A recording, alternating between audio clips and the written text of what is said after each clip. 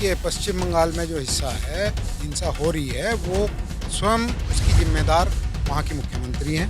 Target एक ही समुदाय को किया जा रहा है वहाँ। उसी से खतरा है उनको। ये चाहती हैं कि हिंदू समाज वहाँ से बिल्कुल ख़त्म हो जाए, कि सरकार चाहे और इस तरीके की हिस्सा हो जाए। क्या अखिलेश को और विपक्षी दलों को, कांग्रेस को, क्या वो नहीं बोलना चाहिए इस गलत काम के लिए? मुख्यमंत्री योगी आदित्यनाथ जी तो साफ तौर पर कह रहे हैं कि लातों के भूत बातों को नहीं मानते।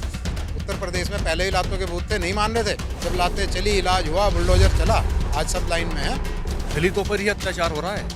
ज़्यादा वहाँ पर जितने भी टारगेट हुए हैं सारे दलित हुए हैं। ना तो चंद्रशेखर कोई आवाज़ उठा रहा है, ना मुलायम अखिलेश यादव कोई आवाज़ उठा रहा है, ना कांग्रेस बोल रही है। वैसे में ये दलितों के बिल्कुल हमदर्द बन के रहते हैं। ऐसा भेदभाव क्यों कर रहे हैं? चंद्रशेखर तो लगातार अपने समाज की खूब आवाज़ उठा रहे हैं। कहाँ चंद्रशेखर कहाँ आवाज़ उठा रहा है? तो हमारे ज़िले में ही अभी परसों ही बारात रोकी है दलितों की मुसलमानों ने, तो उस पर तो बिल्कुल नहीं बोल रहा चंद्रशेखर, क्योंकि वो मुस्लिम समुदाय ने किया था ना। अगर होता राजपूत तो पूरे देश में आग बढ़ जाती है अभी तक।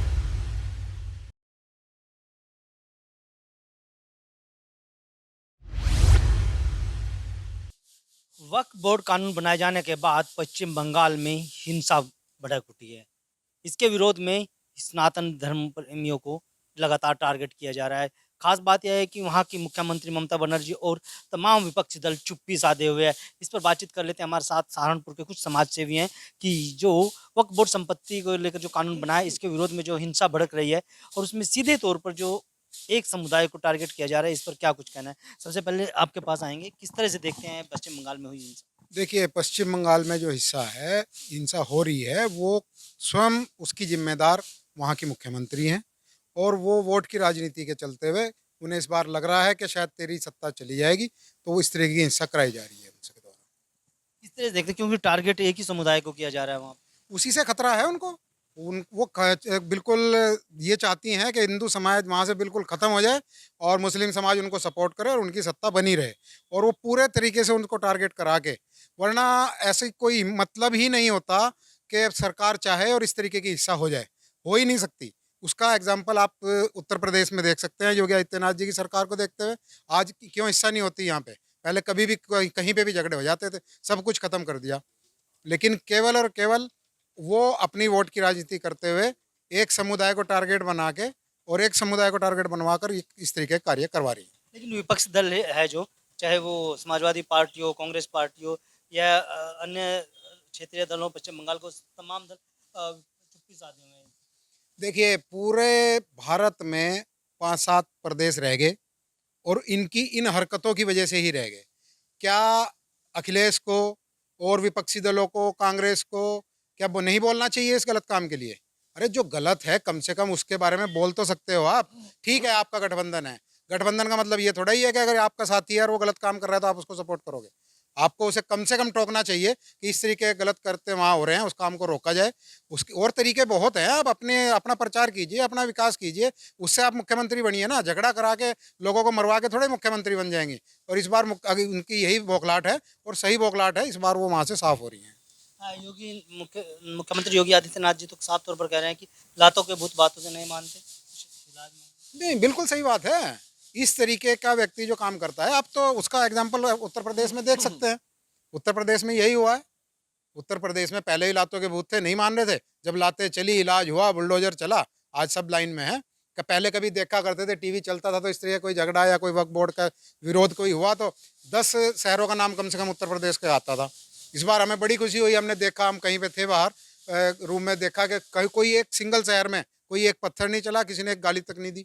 इससे बढ़िया मैनेजमेंट, इससे बढ़िया सरकार चलाने का तरीका और क्या हो सकता है? और ममता बनर्जी उसमें बिल्कुल फेल है और वो केवल और केवल अपनी राजनीति की रोटियां सेकने के लिए इस तरीके के काम कर रही हैं। हिंदुओं को टारगेट बनाया जा रहा है और मुसलमानों को सपोर्ट की जा रही है खुलेआम। आप क्या कहेंगे? क्योंकि लगातार अखिलेश यादव हैं, इंडिया गठबंधन से जुड़े हुए हैं और वो कहीं न कहीं देखा जाए तो इस हिंसा के पीछे चुप्पी साधे। नहीं, अखिलेश यादव का तो सिस्टम बिल्कुल ही अलग हो चुका है। उत्तर प्रदेश में उनकी भाषा कुछ होती है, और अदर स्टेट में अगर कोई भी अत्याचार किसी भी समाज पर हो रहा है तो वहाँ वो बिल्कुल चुप्पी साध लेते हैं। तो ये सब राजनीतिक इनकी रोटियां हैं, सेक रहे हैं। और जिस तरह से मुर्शिदाबाद में दलितों पर ही अत्याचार हो रहा है, ज़्यादा वहाँ पर जितने भी टारगेट हुए हैं सारे दलित हुए हैं। ना तो चंद्रशेखर कोई आवाज़ उठा रहा है, ना अखिलेश यादव कोई आवाज़ उठा रहा है, ना कांग्रेस बोल रही है। वैसे में ये दलितों के बिल्कुल हमदर्द बन के रहते हैं कि दलित समाज जो है सबसे ज़्यादा सताया जा रहा है और इनके हम हमदर्द हैं। लेकिन वहाँ पर इनकी हमदर्दी कहाँ चली जाती है? ऐसा ऐसा भेदभाव क्यों कर रहे हैं? चंद्रशेखर तो लगातार अपने समाज की खूब आवाज़ उठा रहे हैं। जमीन से लेकर के संसद तक खूब दाड़। कहाँ चंद्रशेखर कहाँ आवाज़ उठा रहा है? तो हमारे ज़िले में ही अभी परसों ही बारात रोकी है दलितों की मुसलमानों ने, तो उस पर तो बिल्कुल नहीं बोल रहा चंद्रशेखर, क्योंकि वो मुस्लिम समुदाय ने किया था ना। अगर होता राजपूत तो पूरे देश में आग बढ़ जाती अभी तक। अगर हम करनी सेना की बात करें तो करनी सेना पर अब आरोप लग रहे हैं, तो वहीं करनी सेना भी कहीं ना कहीं अब पश्चिम बंगाल का रुख कर रही है। बिल्कुल करना चाहिए। वो हिंदू सनातनी है करनी सेना वाले, तो उनके उबाल है कि इस तरह से अत्याचार हो रहा है हिंदुओं पर वहाँ, तो वो अगर प्रयास कर रही है तो हमें बहुत अच्छा लग रहा है, जाना चाहिए उन्हें वहाँ पे। और वे आप करनी सेना के पदाधिकारी में किस तरह की सेवा वहाँ पर करते हैं? करनी सेना उनकी रक्षा के लिए वहाँ पे पहुँचना चाह रही है, पहुँची भी है। उनको गिरफ्तार भी किया गया है करनी सेना वालों को वहाँ पे। वो तो सिर्फ इसीलिए गए हैं कि भाई किसी भी तरीके से हिंदुओं की रक्षा हो और इनका जो प्लान वहाँ से हो रहा है वो किसी तरह से रोका जाए। आप क्या कहेंगे, क्योंकि मुर्शिदाबाद है जो पश्चिम बंगाल का एक जिला है, वहाँ पर बड़ी संख्या में एक समुदाय को विशेष तौर पर टारगेट किया जा रहा है और समुदाय कहें कि सांप्रदायिक हिंसा का रूप दे दिया। भाई बात यह है साफ साफ कि यू वक़्फ़ कानून कांग्रेस ने 2013 में संशोधन किया था और यू ऐसा बनाया दिया था कि इसकी भारत के किसी अदालत में कोई सुनवाई नहीं थी। अब इन्होंने क्या किया बीजेपी वालों ने, यो जन भावनाओं के अनुरूप जैसे पहले था 13 से पहले वैसे ही कर दिया इसे भाई यो सर्वोच्च अदालत इसमें हस्तक्षेप कर सके, अदालत में जा सके। पहले यूँ कर रखा था कि जा ही नहीं सकता। केवल वोट की राजनीति तक सीमित रखना चाहते हैं। ये वोट की राजनीति तो नहीं चलने वाली, ये दलित लोग भी समझ चुके हैं। अब समझ ये सब, क्योंकि अब पढ़ा लिखा समाज है, इनमें से भी उन्नति बहुत हो रही है और संविधान में इनको शिक्षा का अधिकार दिया गया है और ये शिक्षित हो रहे हैं, तो इनको तो पता चल रहा है आजकल का एक्चुअल क्या मीडिया में चल रहा है और सरकार और जो टीवी इलेक्ट्रॉनिक मीडिया वो क्या बोल रही है उसको सबको मंथन करते हैं और बड़ा दुखद है। मैं तो सभी समाज से कहूँगा, दलित से भी कहूँगा और जो अपने करनी सेना, अब करनी सेना वहाँ गई, करनी सेना को तो उनकी सुरक्षा का जिम्मा, उनके खाने का जिम्मा, उनके रहने का जिम्मा, उनका हेल्थ के लिए जो कट फट गए उनको स्वास्थ्य लाभ प्रदान कराने का जिम्मा, ये सब तो करनी सेना वहाँ अपना कर्तव्य निभा रही है। आज ये करनी सेना पे ये इस तरीके की बात करते हैं, कल ये दलितों को सोचना चाहिए, सबको सोचना चाहिए और होना ये चाहिए कि वहाँ आर्थिक मदद भी जानी चाहिए और उनको पर ये अंकुश भी ममता सरकार पर लगाना चाहिए। ये सेंट्रल गवर्नमेंट की जिम्मेदारी है। ये कानून बना है जो संशोधन अधिनियम, इसके बाद ये हिंसा बढ़ रही है, तो किस तरह से देखते हैं पूरे इस प्रकरण को, क्योंकि लगातार अब जहाँ कानून सरकार बना रही है लेकिन मामला अब हिंदुत्व का। देखिए वक्फ बोर्ड में एक बहुत बड़ा जो बैकडोर उनका है वो ये है, वो किसी भी ज़मीन को, मान लिया हम आज यहाँ बैठे हैं, अगर वक्फ में ये नियम है कि अगर वो ये कह दे मुतवल्ली कि ये ज़मीन मेरी है, ये मकान मेरा है, तो इसकी सुनवाई केवल वो मुस्लिम जो कोर्ट है उसमें ही कर सकते हैं। बाकी हमारा और संविधान, हमारी हाई कोर्ट, हमारा सुप्रीम कोर्ट सब उसमें कोई हस्तक्षेप नहीं कर सकता। ये पहला नियम था। और वहाँ पश्चिमी बंगाल में ये हुआ है कि एक गांव को वहाँ के वक्फ बोर्ड ने अपना उसको घोषित कर दिया, उन सबको खाली करा दिया। सबसे पहले शुरुआत वहीं से हुई, 1962 से हुई और वे लोग भागे तो फिर और जगह ये सब फैलता चला गया।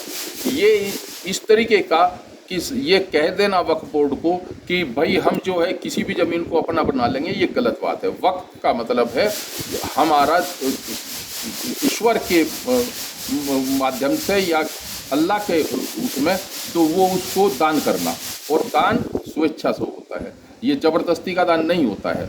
और ये तो सब हट जाना चाहिए, क्योंकि दो हिस्सों में हिंदुस्तान का बंटवारा हुआ, पाकिस्तान बना और भारत बना। जब पाकिस्तान के लोग यहाँ से चले गए तो उनकी संपत्ति कहाँ रह गई, और वहाँ से जो हिंदू आए तो उनकी संपत्ति वहाँ रह गई, तो दान किस चीज़ का है। और जहाँ तक है ये कहते हैं हम जो लोग जो इसमें इनके विकास की बात करते हैं, विकास की बात तो बहुत मौलवियों ने ये कहा है, बहुत मुस्लिम जो विश्लेषक है उन्होंने ये कहा है कि यहाँ इन्होंने विकास नहीं किया, यहाँ तो लूट खसोट का एक माध्यम बन गया। और जितनी संपत्ति वक्फ बोर्ड के पास आज की तारीख में वक्फ बोर्ड ने घोषित की है पूरे हिंदुस्तान में, यदि उसका आकलन किया जाए तो इसका मतलब है तो बहुत बड़ा भ्रष्टाचार आ गया। वो इतना बड़ा भ्रष्टाचार आ गया जैसे नेशनल हेराल्ड का प्रकरण है से वही प्रकरण यहाँ आ गया। तो फिर ये इस तरीके की बात क्यों होगी? तो आपको तो ये कहना चाहिए नहीं, जो एक्चुअल संपत्ति है उस पर स्कूल बने, उस पर मस्जिद बने, उस पर सब कुछ हो, ये उत्थान के कोई शिक्षण संस्थान बने और वहाँ पर पढ़ाई हो, ये लोग समाज आगे बढ़े, होना ये चाहिए था, लेकिन इसके विपरीत हो रहा है, ये दुर्भाग्य है। आखिरी सवाल है, जिस तरह से आप वक्फ बोर्ड संपत्ति की बात कर रहे हैं कि वहाँ पर स्कूल होना चाहिए, अस्पताल होना चाहिए या धर्मशाला होना चाहिए, अगर सहारनपुर की बात करूँ, सहारनपुर में वक्फ बोर्ड संपत्ति की जिसको बताया जा रहा है वहाँ पर कितने अस्पताल, कितने स्कूल बने? देखिए, यहाँ अस्पताल के नाम पर तो कोई चीज़ सहारनपुर में है नहीं, और जहाँ तक स्कूल की बात है कुछ जगह हो सकता है, कुछ जगह हो। मैं एक बड़ा छोटा सा उदाहरण आपको बता दूं, यहाँ एक मदरसा चल रहा है बहुत बड़ा। वहाँ एक बार अगर आप सब लोगों को याद हो, सन मेरे याद नहीं है, कि वहाँ 2 पक्षों में उसके जो कमेटी के लोग थे, 2 पक्षों में आपसी विवाद हुआ और विवाद यहाँ तक हुआ कि वहाँ पर मर्डर हुआ। वो केवल क्या था, वो बाद में जो खुलकर आया वो ये बात खुलकर आई कि वो बंटवारे की बात थी। तो इस तरीके का अगर नियत रहेगी तो कोई भी शिक्षण संस्थान, कोई भी हॉस्पिटल या कोई इस तरीके की कोई व्यवस्था जो लोग समाज को उठाने की बात करती हो, वो वहाँ फलीभूत नहीं हो पाएगी। लेकिन अगर सच्ची ईमानदारी के लोग वहाँ बैठेंगे, ईमानदार लोग वहाँ बैठेंगे, ईमानदार कमेटी वहाँ बैठेगी, ईमानदार सब कुछ होंगे, तो वो सब उसको विकास की तरफ ले जा सकते हैं, जिससे समाज और देश की उन्नति।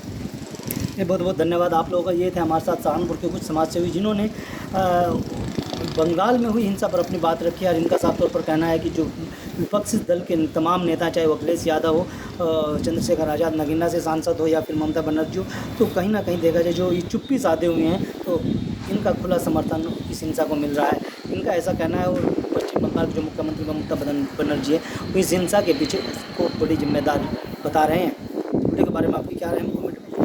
अगर आप ये खबर फेसबुक पर देख रहे हैं तो वीडियो को लाइक करके पेज को फॉलो करें। इसके अलावा अगर आप इस खबर से यूट्यूब के जरिए जुड़े हैं तो चैनल को सब्सक्राइब करके बेल आइकन दबाना बिल्कुल ना भूलें। नमस्कार।